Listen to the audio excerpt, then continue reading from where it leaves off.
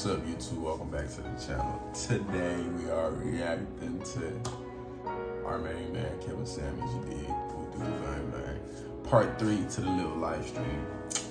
Y'all know part 2 is loud as fuck. Part 1, if y'all ain't watched those yet, go check them out. Come back to this one and then come watch it with your boy.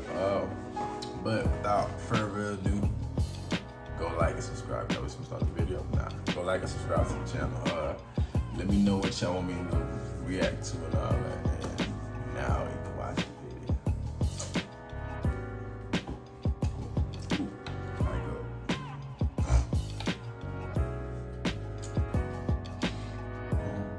Card.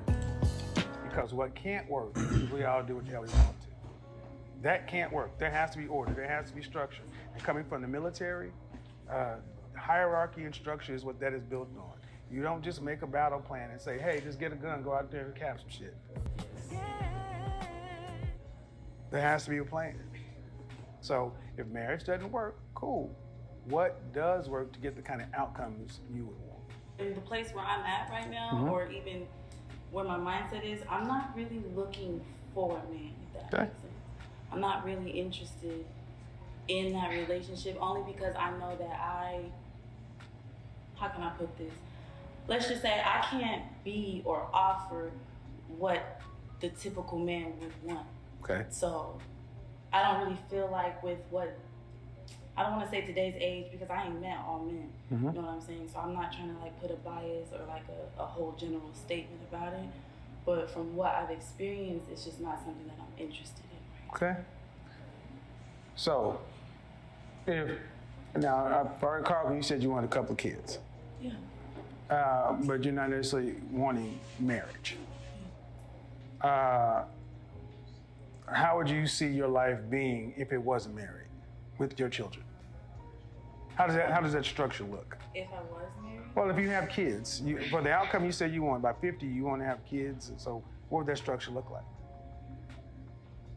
With the healthy co-parenting. Will you live in the same house? Not ideally. Or maybe a house, like, when I thought about it, when I sat down and I thought about it for myself, I felt like maybe a house where we have separate bedrooms to where either one of us can take space when we need to. Because I've always found it bizarre to like live your life completely single and then immediately like you have this one person that like you're just with them. So you live in the same house but in separate rooms? Not all the time.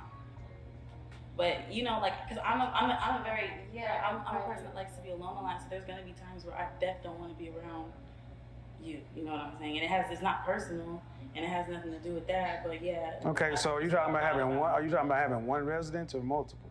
Multiple, ideally. Okay, and this is where it comes down to money. I mean, it always comes down to money. We have. Gotta have algo for this video. Fuck the algo.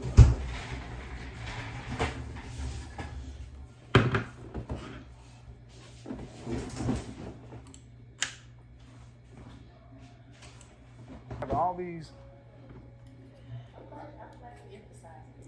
because what I hear more often than women today with women is I can't be around a man. The structure, it's like if you listen to most women, you're the freest you've ever been, but you sound like you're the most oppressed. You can do whatever the hell you want to. The world is free. You can walk down the street and feel relatively safe. But you got to understand that you want the children. You said 2 kids. If you want to have an upper class kid, let me give you these numbers. Middle class children, the raise for a child from 0 to adulthood is $284,000 a year per child. So you want $500,000 to $350,000 worth of kids. That's 3 kids. The kids you're talking about having are $500,000 each. So you want $1 million worth of kids. 2 kids is $1 million. Then you're talking about multiple residences. Where's all this money gonna come from? That's all I'm ultimately saying for everybody. Where is this money going to come from? Or would it be better to learn how to get the fuck along with one another like everybody else has done for the last 10,000 years? Because you can't have it all. I can't have it all. You can't. Nobody can. Unless you are rich, unless you are going to be making big money, You cannot have living apart together. There's a term. Where does the money come from? When you think about relationships, do you think about it on those terms? On where the money comes from? Huh? It's definitely a part of the. It's definitely a part of the topic. You say when you think about relationship. Yeah, when you think about relationship with when you think about, you know, when you're dealing with somebody, because like as a single woman, Marriage, I think about finances. and from what I recall, you think about what you don't want to be responsible for, and whether you can articulate it the way I do or not, you know how you feel you want a man to come. You know you want him to provide to where you can kind of. I can kind of have some sort of cushion if I want to Right. have a baby. Maybe that can't Okay. work for a All little right. while. Maybe I want to focus on this or that. And what I want you ladies to understand is just as nuanced as you all have been, the men you want, all of that, all want something too. And just like you feel sovereign in your right to think it's okay for you to be able to get what you want, men feel the same way.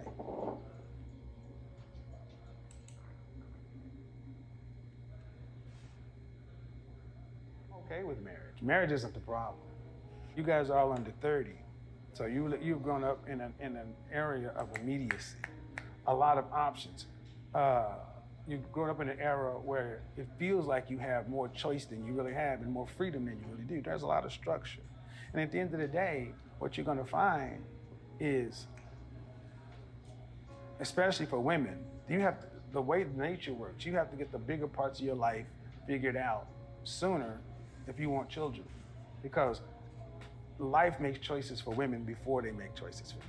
You said you didn't feel like you should have to tailor your needs around the man you need. I want there to be mutual ground and good compromise if I'm in a relationship, which I don't want to be.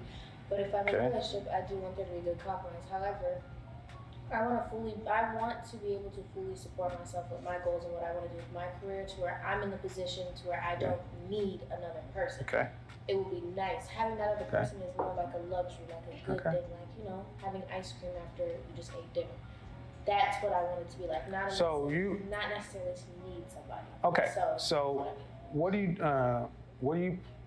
by age 50, what's your profession? I didn't ask that earlier. I want to be a producer for anime and cartoons. Like One Punch? Dragon Ball Z, yeah. One Punch, yeah. I want Yu-Gi-Oh? to be producing my own books and my own anime, but I illustrate, so I want animation. Yeah. At the height of your career, what do you anticipate you'll be earning annually? The height of my career and what I can do. What do you anticipate? Not probability, not probability, not possibility, probability. Okay, I don't know about annually, but I know what I can say. I know that I'm anticipating my net worth to be at least $80 million. 80 million. Yeah. My favorite 80 million. My favorite artist for manga and anime, Yumiko Takahashi, she's worth $80 million, and that's my goal. Okay. So 80 million. that's what I thrive for. And what is the average? The average anime? 30 million or more. No, the average annual salary? No, net worth. That's why I said I don't know about annual. Well, the thing is, you have before you get in. Okay. Yeah. We always we can look at the outliers. But what would your proper title be in your job? What would be your profession? You about to search it up? Well, Would you? this word for it, but manga. Manga what? Manga, that's what it's called. It's like someone who makes comic books and anime. It's called manga. I don't know the Japanese word. I don't know. Anime producer. Manga, anime. Manga. But there's a job title, anime producer. All right. So we can always point to Jeff Bezos and everybody else like that. Top earner, the average is 58,987. It's the average for a manga, for anime producer salary. It's the average.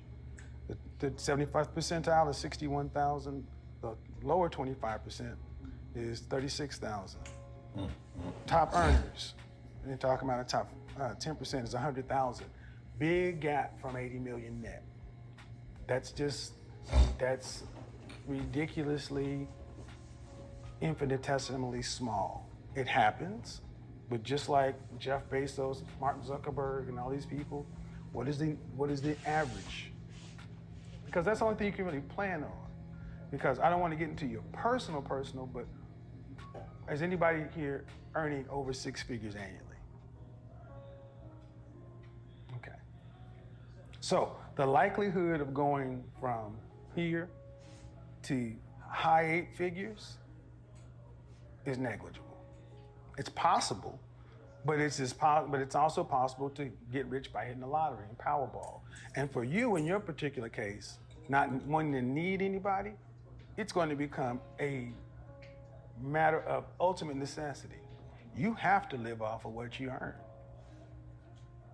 What's the likelihood of you? And here's the thing: are you planning your life and living your life in a way to where you're going to be able to live comfortably off of your earnings that you're actually making, not anticipated? I'm not about you. Okay. Now, I would like a small little house. Like I said, I'm with my cat. Mm-hmm. Small little house with my cat. I don't care if I have millions of dollars. I don't need a big mansion. Okay. What's all that room and space for me to run? But remember what I said, if you were making $50,000, you're almost perfect for what I said. 50,000, 58,000. You would still be short. You'd still have almost a $500,000, $600,000 shortfall.